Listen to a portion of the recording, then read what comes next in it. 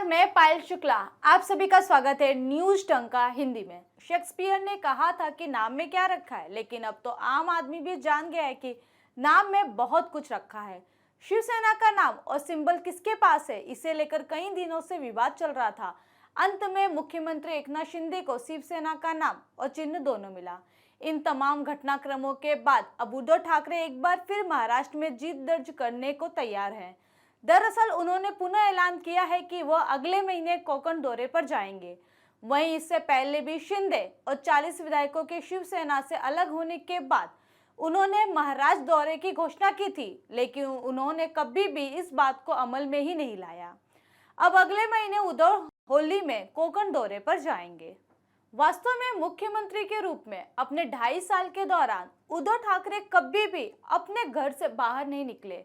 वह मंत्रालय भी नहीं गए, लेकिन अब उन्हें पार्टी निर्माण के लिए चक्कर लगाने पड़ रहे हैं। हालांकि उन पर अब तक पार्टी निर्माण के लिए महाराष्ट्र के बाहर जाने की नौबत कभी नहीं आई।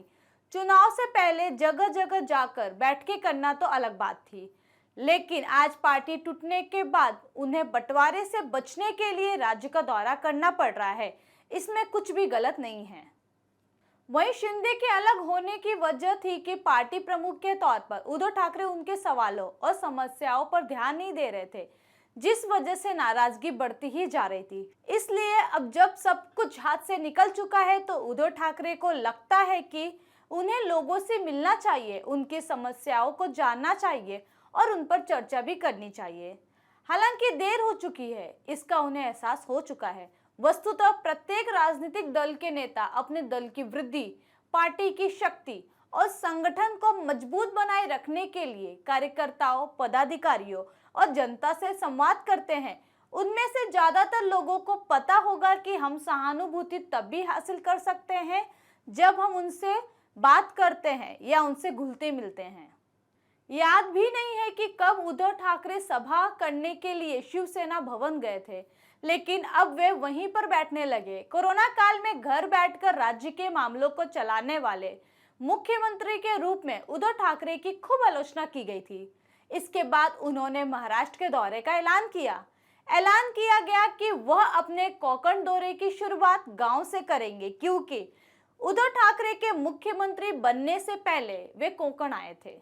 उद्धव ठाकरे ने कोकण के गांव का दौरा किया, लेकिन उस समय उनकी आलोचना खूब की गई, यह कहकर कि यह कोकण यात्रा नहीं बल्कि पर्यटन यात्रा है। दरअसल कोकण में आए चक्रवाती तूफान के बाद उद्धव ठाकरे वहां निरीक्षण करने गए। एक तूफान भी कम से कम 4 घंटे तक रुकता है, लेकिन तत्कालीन मुख्यमंत्री उद्धव ठाकरे वहां 3 घंटे भी नहीं रुके। उस समय भी उनकी काफी आलोचना की गई, यह कहकर कि उद्धव ठाकरे जमीन पर पैर रखने आए थे।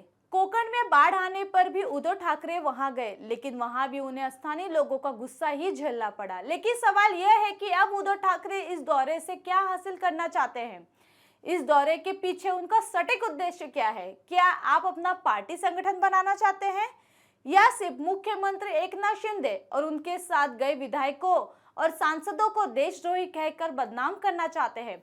अगर उद्धव ठाकरे का सिर्फ यही मकसद है तो इसमें नयापन क्या है? यही करना है तो आप मातोश्री में बैठकर भी यह काम बखूबी कर सकते हो।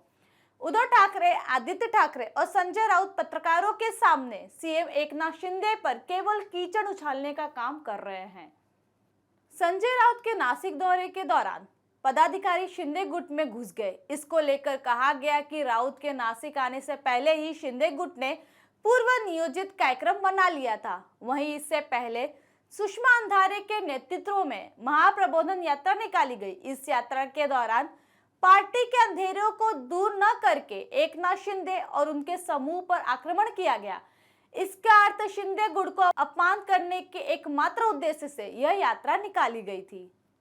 इसमें कुछ भी अलग या नया नहीं था। शिव संपर्क यात्रा के जरिए आदित्य ठाकरे भी कई जगहों पर गए, लेकिन वहां भी उनका मकसद एकनाथ शिंदे की आलोचना करना ही था। उद्धव ठाकरे को घर छोड़ देना चाहिए और आदित्य ठाकरे को भी घर छोड़ देना चाहिए। उन्हें अलग अलग यात्राएं करनी चाहिए। इस यात्रा के दौरान आप आम लोगों से संपर्क करें, उनके बाधाओं को जानें। लेकिन यह तस्वीर आज तक कहीं भी नजर नहीं आई। हर बैठक में प्रेस के सामने शिंदे गुट को बदनाम करने का मकसद नजर आता है। इन सारी घटनाओं के बाद भी उद्धव गुट के दौरे में कुछ नया देखने नहीं मिला। दरअसल उन्हें उम्मीद रही होगी कि एकनाथ शिंदे और उनके साथ के विधायकों की आलोचना करने से उनकी पार्टी को काफी फायदा होगा, लेकिन कोंकण के लोग राजनीति को अलग नजरिए से देखते हैं। वहीं यदि उद्धव ठाकरे इन सब से हटकर भी कोंकण वासियों को कुछ अलग देते हैं तो भी वहां के लोगों की विचारधारा में कोई बदलाव नहीं होने वाला है, क्योंकि वो उद्धव ठाकरे से बखूबी वाकिफ हो चुके हैं। सुप्रीम कोर्ट में भी नहीं चली उद्धव गुट की दलील, कायम रहेगा चुनाव आयोग का फैसला। इस पर आपकी अपनी राय क्या है, हमें कमेंट सेक्शन में जरूर बताएं। साथ ही हमारे चैनल को लाइक, सब्सक्राइब और शेयर करना न भूलें। फिलहाल के लिए इतना ही, जल्दी एक नई जानकारी के साथ पुनः उपस्थित होंगे। तब तक के लिए मुझे दीजिए इजाजत। धन्यवाद।